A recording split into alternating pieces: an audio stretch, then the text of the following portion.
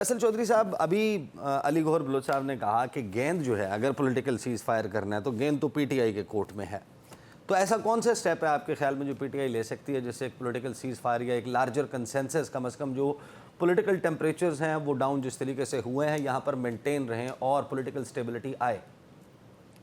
कि फा लै लैन की करन, जेलों में वो हैं, घर उनके आपने गिरा दिए हैं, कारकुन हमारे उठा लिए हैं, सिंबल आपने हमारी पार्टी से ले लिया है, सारा कुछ तो कर लिया है। इमरान खान 2 साल अंदर है, उसकी बीवी भी अंदर है, बहनों के साथ जो बाहर होता है वो आपको पता है। क्या करे पीटीआई? बताएं ना कि पीटीआई कौन सा जुल्म सहे जो इनकी सेटिस्फेक्शन हो। बताएं ना हुकूमत भी सर कि कौन सी ऐसी बात हुकूमत चाहती है कि वो करें। अब मेरे गले में आप 9 मई का ढोल बांध दें और मुझे क्या माफ़ी मांगे, ना मेरा लेना ना मेरा देना। जिनका लेना देना था आपने उनको प्रेस कॉन्फ्रेंसेस करा के अपने आईजी से छोड़ दिया, जिन्होंने पीटीआई को खैराबाद का और सियासत को खैराबाद का, ठीक है, उनको तो आपने बरुलजुमा करार दे दिया। आप ये कह रहे हैं कि 9 मई वाले वो हैं असल में जो प्रेस कॉन्फ्रेंसेस करके राह फरार इख्तियार कर चुके। तो आप उनके नाम इनके आईजी ने, सिटिंग आईजी ने लिए ना, मैंने तो नहीं लिए। मुराद रास, अगर खदीजा शाह 8 महीने कैद काटती और दलीब अब्बास 7 वाली सीट पे बैठ के नहीं काटती, तो फिर पोलिटिसाइज मामला ना कंसिडर किया जाए कि ना किया जाए। शाह महमूद कुरैशी जो कि वहाँ पे अपनी बेगम साहबा के साथ कराची में थे, शी वॉज एडमिटेड टू आगा खान, उनको आज तक आपने रखा हुआ है, तो जो है आप क्या कंसिडर करेंगे? बाकी जो दोस्त हमारे लाहौर में कैद हैं, तो गुजारिश ये है कि आपका क्राइटेरिया 9 मई का है क्या? 9 मई को आपने 2 साल जितना फेंटा फेरना था, 35,000 बंदे का जो सुप्रीम कोर्ट में रिपोर्ट है, कितनी जगह पे 10 जगहों पे आग लगी थी। 35,000 बंदा, मेरे जेल में से 150-200 बंदा उठा लिया, उनका को ना लेना ना को देना, सिर्फ वही लिस्टें हैं अभी भी वो जो उनको हमने। आपने 9 मई को पोलिटिसाइज कर दिया, आपने हुकूमत ने उसकी आड़ में अपनी हुकूमत चलाई है, आपने 9 मई की आड़ पे अपनी सियासत चमकाई है। अब मैं बात करूँगा तो बुरी लगेगी कि मियाँ साहब के मुंह से लफ्ज़ तक नहीं निकला जंग के दौरान। ये 9 मई जंग के दौरान आप कह रहे हैं कि उन्होंने कुछ नहीं कहा। आप बता दें कब कुछ कहा उन्होंने मोदी की मजम्मत की है, भारत की मजम्मत की है, मियाँ नवाज शरीफ की बात कर, भारत के दरो दीवार हिला दी हैं और वो कह रही हैं उमर खान सिद्दीकी साहब ने जो गुफ्तगू की है, उम्र का लिहाज करते तबसरा नहीं करूँ तो बेहतर है। मतलब बड़ा दबंग अंदाज में बोल रहे हैं, ज़बान हिलाई है या नहीं हिलाई। यार कोई गुफ्तगू करते हुए, कोई खुशामद करते हुए, इतनी बड़ी नेशनल विक्ट्री है, इसको पोलिटिसाइज आप कर रहे हैं।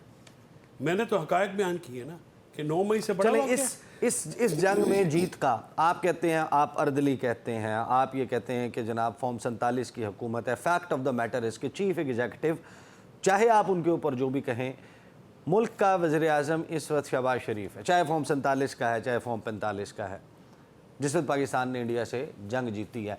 क्रेडिट सबसे ज़्यादा किसको जाता है इस जंग के जीतने? कौम को, फौज को। कौम को, फिर फौज को। देखिए ये जो सियासी जमातें हैं सारी, उनको जाता है। कोई हुकूमत में है, जो अपोजिशन में है, जो बाहर हैं, वहाँ के जो बाहर अंदर थे। ये जो जंग लड़ी गई है ना हिस्सा, ये लड़ी गई है यूनिफाई होके, मुतहद होके। इसमें सब ने अपने अपने अखलाफात को पीछे डाला और दुश्मन के साथ के सामने। जब 30 अप्रैल को मेरी इमरान खान साहब से पहलगाम के बाद मुलाकात हुई, तो वहाँ पे एक तासर ये था कि इमरान खान अपनी जो ज़ाती दर्द है, मुखासमत है, उसको पाकिस्तान के मफाद से ऊपर रखेंगे। लेकिन इमरान खान ने अपने न मुकदमात की बात की, न राय की बात, उसने कहा कि मैं हिंदुस्तान के ख़िलाफ़, और पूरी पार्टी को मुतहद होने का, पूरी कौम को मुतहद होने का मैसेज भी दिया। उसके बाद जो कल बात की है, वो देखिए बात कितनी खूबसूरत है।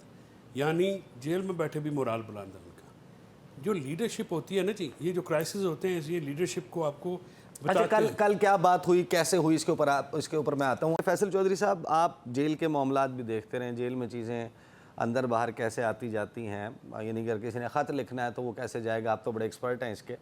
ये बताएं, इस तमाम वक्त के दौरान शाह महमूद कुरैशी साहब का जो ख़त आया, ये कैसे आ गया? उनका एक आर्टिकल छपा है, वो आर्टिकल कैसे छपा? वो जो मुलाकात नहीं हो रही थी, वो मुलाकात इमरान खान के सिस्टर्स की कैसे हुई?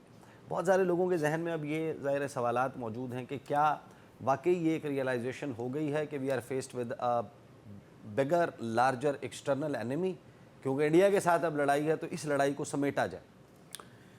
देखिए, जहाँ तक तो हिंदुस्तान का मामला है, मैं समझता हूँ कि हिंदुस्तान की जो हुकूमत है, जो वहाँ पे सरेंडर मोदी है, उस पर जितना प्रेशर है वो पाकिस्तान के ऊपर कोई एक एडवेंचर ज़रूर करेगा। सही। लिहाजा इस वक्त हम सबको मुत्तहद होके, यकसू होके हिंदुस्तान के ख़िलाफ़ बिल्कुल एक जैसे एक एकजुट बन के हमें ये देखना पड़ेगा। और ये ईस्टर्न और वेस्टर्न बॉर्डर पे ये बहुत ही एक चालाक, मकार और अयार लोग हैं। दूसरा, उनके पास पैसे बहुत हैं, वो इस्तेमाल करेंगे हमारे जो दूसरी सरजमीन है। जैसे अभी आपको पता है कि कुलभूषण जाधव के बाद पाकिस्तान एजेंसीज ने एक और भी जासूस, आज मैंने किसी जगह पढ़ा है कि वो भी पकड़ा गया। तो अब वहाँ पे ये मामलात होंगे। दूसरी बात यह है कि आपने पूछा कि कोट लखपत के मामलात को तो मैं नहीं देखता, यहाँ से कोई चीज़ नहीं आती, यहाँ से तो पेंसिल कागज़ भी नहीं बाहर आता, वकला को भी नहीं लेने दिया जाता।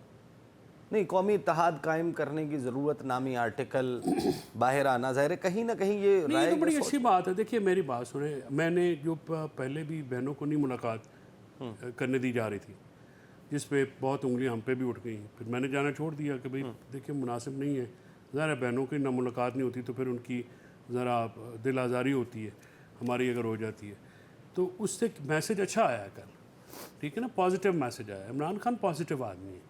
आप पहले दिन में मिलने जाते तो इस दौरान, इन हालात के दौरान उन्होंने अच्छा मैसेज देना था। कभी भी वो ऐसा मैसेज नहीं देते जिससे कुछ घबराने की ज़रूरत थी।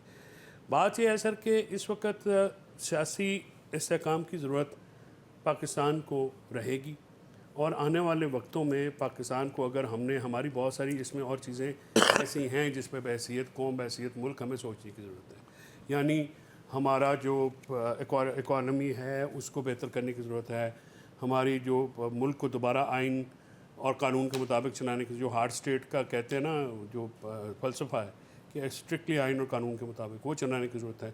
अदलिया को मुतारिक करने की ज़रूरत है। अदलिया का जो सरेंडर है उसको रिवर्स करने की ज़रूरत है।